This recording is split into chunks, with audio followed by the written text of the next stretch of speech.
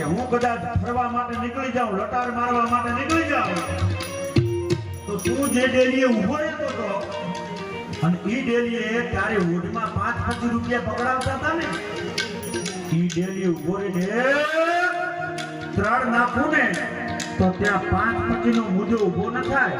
50 કરોડની હવેલી ખાલી કરીને માથે નીકળી જવું પડે કે આજે હાવ જ આવ્યો છે, આ સિંહ આવ્યો છે.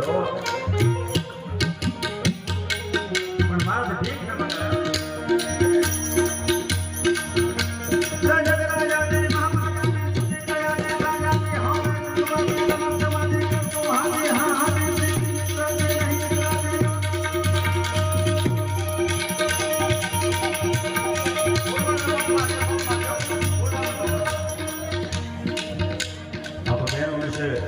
બોલી ગયો કદાચ એમને ખોટું લાગ્યું. આ બાજુ બહેનો ધ્યાન થોડું આપજો, સાંભળજો,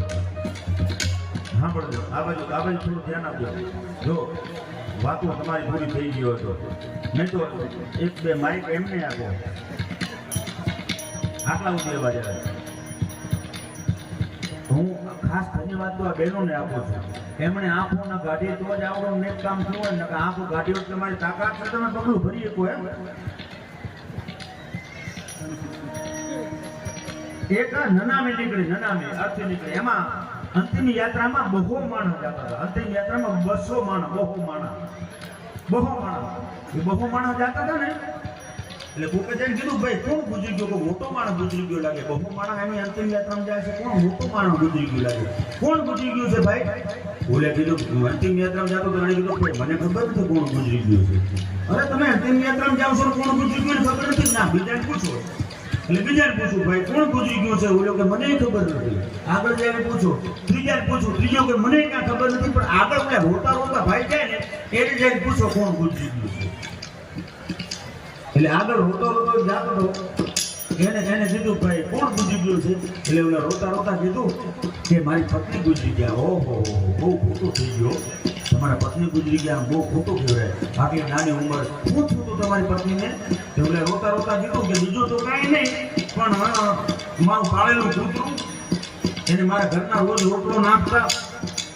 આજે ફરી પાછો રોટલો નાખવા માટે ગયા ને એક બટકું ભર્યું ને 15 મિનિટમાં તો ફટાક્યો બોલી ગયું. ઓહો, ખોટું કહેવાય. 15 મિનિટમાં તમારા પત્ની ગુજરી ગયા, ખોટું કર્યું ને 15 મિનિટમાં તમારા પત્ની ગુજરી ગયા. તો કે હા, ધીમે રહીને કે બે દી તમારું કૂતરું ઘૂસી ન દો ને, તમારું કૂતરું ઘૂસી ન દો ને. બોલે રોતા કીધું નામ લખાવી વાહે હાલે આવો. પછી ખબર પડી બહુ આવતા તો નામ લખાવીને આવતા હતા.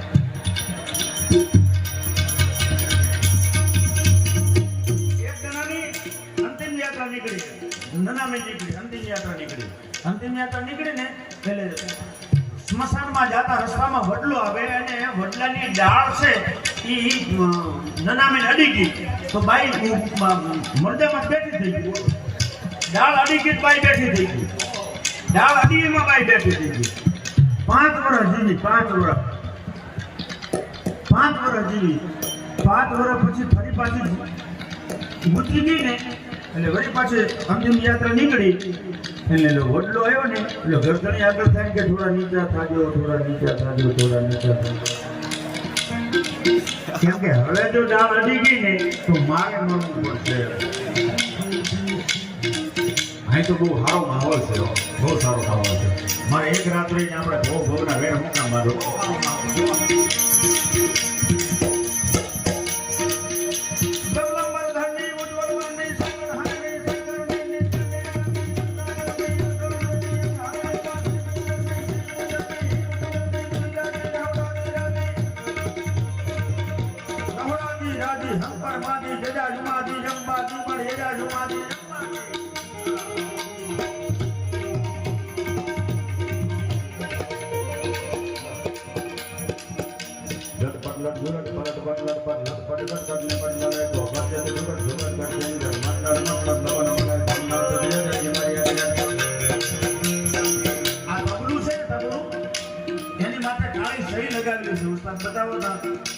એની માથે કાળી સહી લગાવેલી છે.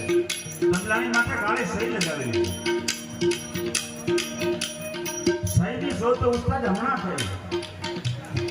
વર્ષો પહેલા ગામમાં ભવૈયા નાટક કરવા માટે આવતા. નાટક કરવા આવતા ને એવા વખતે આવી સહીની શોધ થયેલી નહીં. ઢોલક લઈને આવે, ઢોલકની માથે પલાળીને ઘઉંનો લોટ લગાવતા. ઢોલકની માથે પલાળીને ઘઉંનો લોટ લગાવતા એટલે એમાંથી સારા સૂર નીકળતા હતા, એમાંથી સારો નાદ નીકળતો હતો, એમાંથી સારા શબ્દ નીકળતા હતા. આ મરેલા ઢોરના ચામડાની માથે પલાળીને ઘઉંનો લોટ લગાવે ને તો એમાંથી સારું સાદ સંગીત નીકળે છે, એમાં સારો નાદ નીકળે છે. આ જીવતા જીવનું ચામડું છે એમાં મેં તમે હજારો મણ ઘઉંનો લોટ ઓરી નાખ્યો પણ કોઈ સારું સંગીત ન નીકળ્યો, એમાંથી સારો નાદ ન નીકળ્યો. મારવાની કાપવાની વાતો, નડવાની વાત બાકી બીજી કોઈ વાત ન કરે. પ્રમુખ સાહેબ, આ ગામમાં તો હું ચડાવવાના કાર્યક્રમમાં આવ્યો.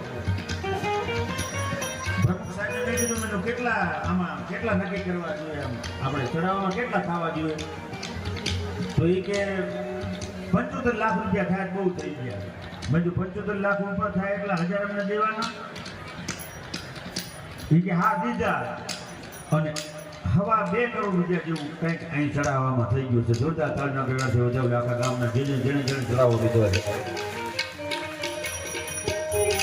પણ અહીંયા કાર્યક્રમ રાખવો હતો ને, આ પ્રોગ્રામ રાખવો હતો ને, એમાં બધા એક નહીં થયા હોય, અમુક આડા ફાટ્યા હોય. આવડો મોટો કાર્યક્રમ કરવો તો એમાં બધા એક નહીં થયા હોય, અમુક આડા ફાટ્યા હોય. અને ગામડે આડા ફાટવા વાળા હોય પણ એનો ધોખો નહીં કરવાનો. શું કામ? કેમ કે ગામમાં આપણે પહેલા જૂના દેશી નળિયા વાળા ઘર હતા. એમાં હવળા નળિયા કરતા હવળા નળિયા બહુ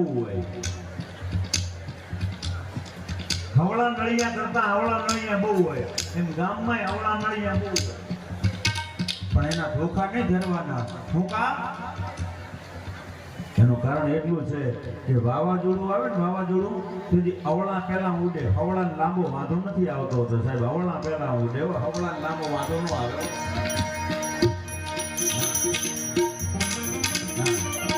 અને અહીંયા જે ગોળ કરી રહ્યા છે, જે જણાવવા બોલ્યા છે, અપાય તો આપી દેવું જોઈએ. બહુ સારી વાત છે, અપાય તો આપી દેવું જોઈએ.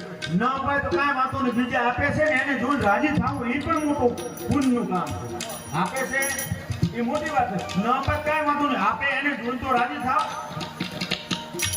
અમુક તો ચડાવવા વખતે વાતો કરતા હતો ને કે કાલે સદીએ ઉગતલી બાંધીને ફરતો તો આજે આ મારો દીકરો પૈસાવાળાનો દીકરો થઈને નીકળી પડ્યો છે. હવે કાલે સદીએ ઉગતલી બાંધીને ફરતો તો આજ પેન્ટ કરે તો વાંધો હું છે? આપે ને અપાજો ને, નડવાનું હું કામ?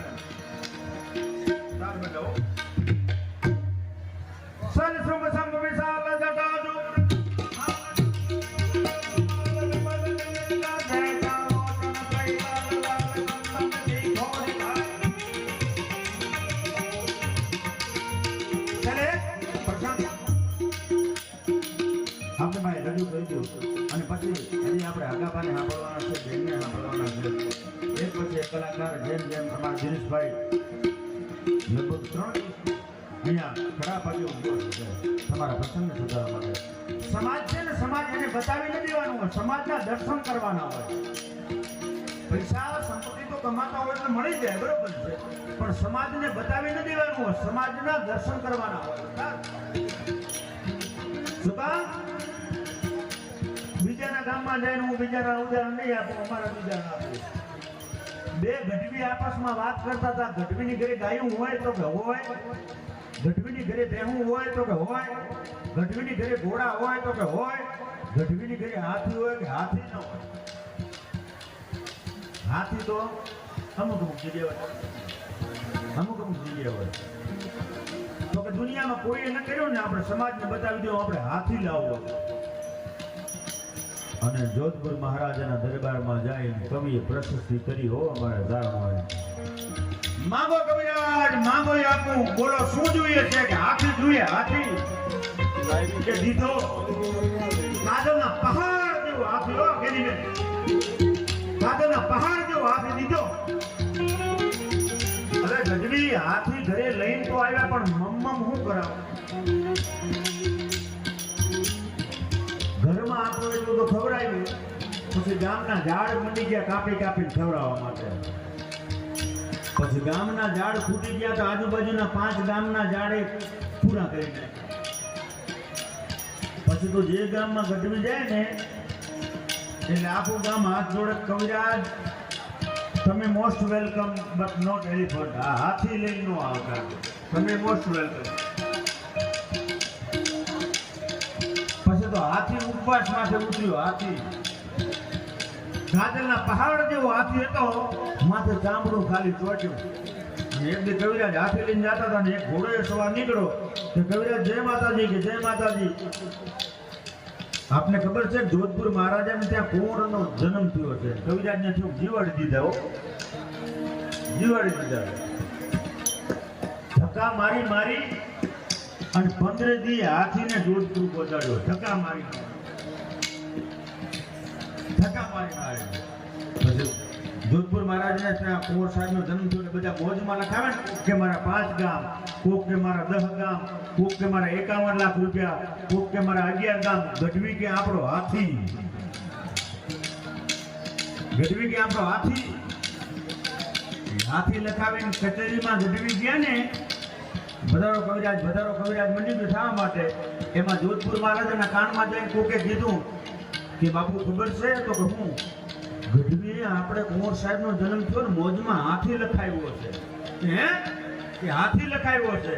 અરે ગઢવીનું આપણે થોડું ખપે? ગઢવીનું થોડું ખપે? આપણે બેવડું કરીને દેવું જોઈએ. ગઢવી 2 હાથી દીધા. આને કવિરાજે હાથ જોડ્યા. દેવા હોય તો ઘરે જવાનું ભાડું દેવું, બાકી હાથી અમને ન ખપે. એમ સમાજના દર્શન કરવાના હોય, સમાજને બતાવી દેવાનું હોય. ક્યાં છે મારા પપ્પા?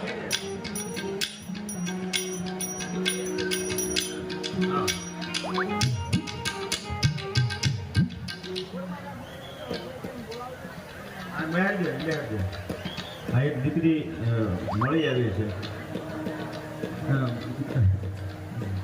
ડોક્ટર સાહેબ આપને વાત કરું તો કોઈને બાળક ન થતું હોય ને, આપણે આવતા હોય બાળક ન થતું હોય ને